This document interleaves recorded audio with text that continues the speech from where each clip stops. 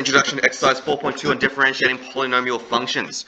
For this one, it's exactly as it sounds. Differentiation of polynomial functions. We're going to be using the rule, differentiation rule. It's just you're bringing the power down to the front as a coefficient by multiplying and then minusing 1 from your power. You already know the drill.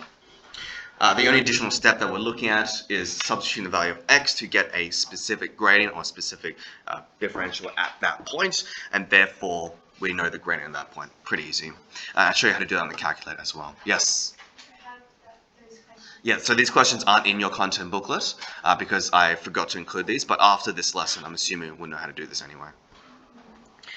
Remember, the key point of the content booklet isn't to give everything in the textbook. That's what the textbook's for. It's just like your Spark notes to get notes through and whatnot. In this case, for each function, calculate f dash of x using the given value of x. Again, just a reminder, we're going to bring the coefficient down, the power down to the coefficient by multiplying and then subtracting 1 from power. So that becomes f dash of x. If you're presented with y, this is a very crucial point. If you're given y equals to 3x blah blah blah, and you write f dash of x, you will lose marks. Repeat that one more time. If the function is given to you as y equals to 3x blah blah blah, and you write f dash of x, you will lose marks. You have not defined f of x. Alternatively, or on the other hand as well, if you have a function that's f of x and you write dy dx, you will also lose marks.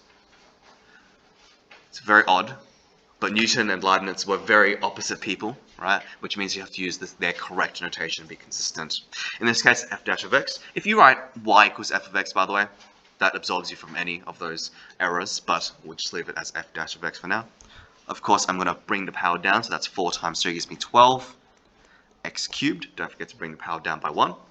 Minus 4x plus 1, of course the 1 disappears, because the power of that is 1, or x to the power of 0. Of course, we get rid of it, because if we bring the power of 0 to the coefficient, it's just 0. So we end up with minus 4x.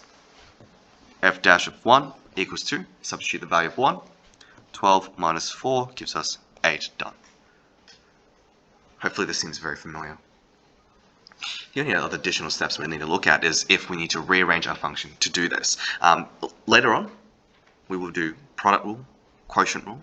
Does that sound something familiar that we've done before, or not really?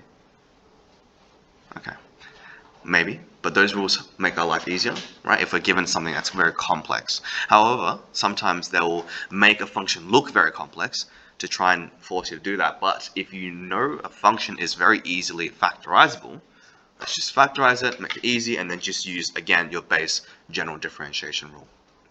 So f of x equals to this. Of course, I know that f of x would equal to x minus 2, x plus 2, just using my difference of perfect squares rule, which therefore means I can cancel these out, which equals to x minus 2.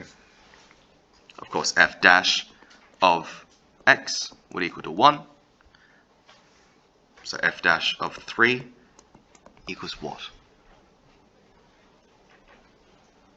It's an odd one here now. 1. Yeah, it's just 1. When I substitute x for 3, it's just 1. Good. Final example. Here, we're looking at a very oddly complex one. Again, we could use a rule that we'll learn later, but this is a lot easier to just factorize and then do it as per usual. F of x equals to, and we're using our indice laws, right? Our index laws, so 3 times x to the power of 7 over 5 minus 2 over 5. I've not found the differential equation yet, I'm just factorizing. Plus 4x to the power of 12 over 5 minus 2 over 5. Do the exponential rules sound familiar? Yeah?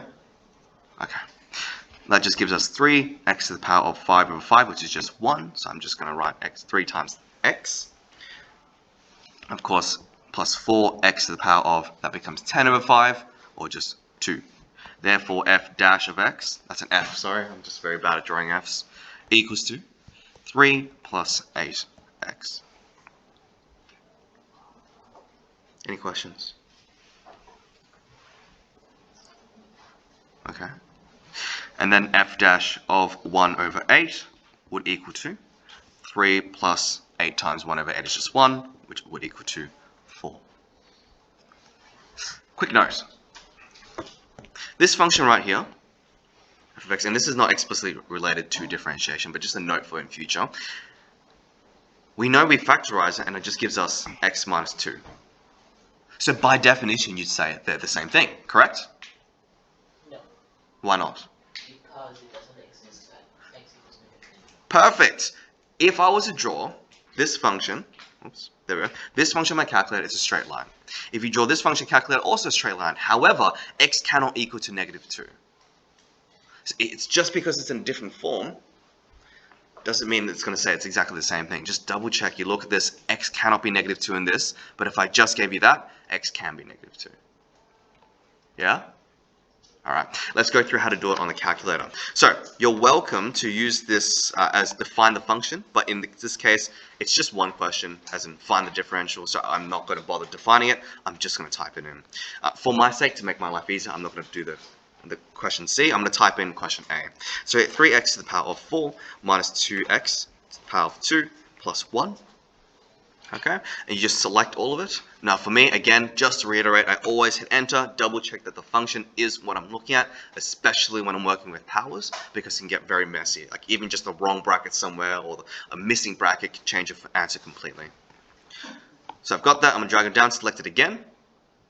And again, personally, I like to use interactive over action.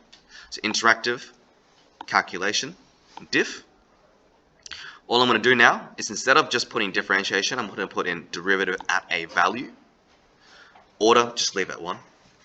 Value, I'm going to put in what I'm looking for. In this case, it's f dash of 1. So I'm going to hit value equals to 1. I'm going too quickly. Okay. And then when you hit OK, it'll spit out your answer at that value. If you're doing multiple questions that require this function or the derivative function, I would recommend defining it and then even defining a differential as well, obviously under a different name. But if it's just a one-off, just do it this way. Any questions? Sweet.